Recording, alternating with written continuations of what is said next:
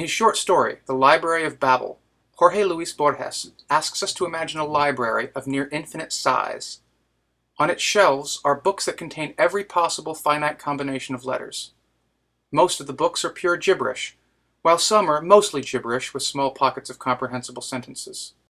Rare is the book that is comprehensible in its entirety, but since every possible combination of letters is somewhere on the shelf, every book that has ever been written or ever could be written appears somewhere in the library. The works of William Shakespeare are there, along with any of his plays that have been lost to history.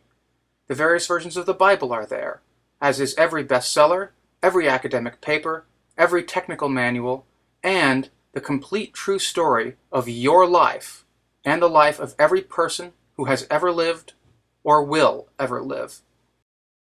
In addition to this perfect biography, there are also various versions of your life story with only minor differences. There's a version where you chose not to steal that chocolate bar when you were 10, not to cheat on that test in high school, and not to lie to your boss when he asked you why you were late for work. These versions of your life are similar to your actual life in all respects except one. You didn't make as many evil choices.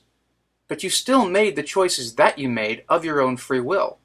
Nobody forced you to do anything that you didn't choose to do. In fact, there is a story of your life in which you never made a single evil choice. You always and at every turn chose to do the right thing. You would no doubt be a very different person than you are today, but the salient point is that you made these choices of your own free will. This is not simply true for you, but true for every person in the world. In fact, there is a book somewhere in the library that tells a hypothetical and comprehensive history of the world in which every person who ever lived always and of their own free will chooses the good. In fact, there are several alternate histories of the world in which everyone always freely chooses the good. There's one world where you decide to dedicate your life to science and exploring the mysteries of the universe. There's another where you decide to dedicate your life to the arts. In both volumes, you had a choice, one you made of your own free will, and in both volumes, what you chose was good. And of course, there's more than just these two alternatives. There is a near infinite variety of alternate histories in which all and every choice is both free and good. If God is all-knowing, then before he created the world, he saw every single possible comprehensive history of the world that he could create. He read every volume in the library, so to speak. He could have chosen a different history besides the one he actually did. He could have chosen one in which, say, half as many evil choices are made. That wouldn't be incompatible with free will. People still make choices of their own volition. It's just that there are fewer evil choices. So if he could have chosen a history in which there were, say, 50% fewer evil choices without doing violence to human free will, then why not a history with 90% fewer evil choices? Or 99% fewer? Why not a history with only one free evil choice? Human free will still exists. It has to in order for that one free evil choice to be free. And all other choices are good choices that are made freely. Now that history is very close to another history in which there are no free evil choices at all.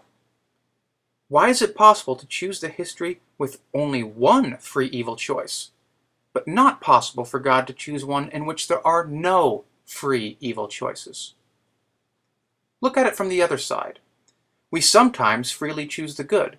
So why couldn't God have created a world in which we freely choose the good just a little more often than we in fact do? And if God can do that, then he could have created a world in which almost everyone always freely chooses the good.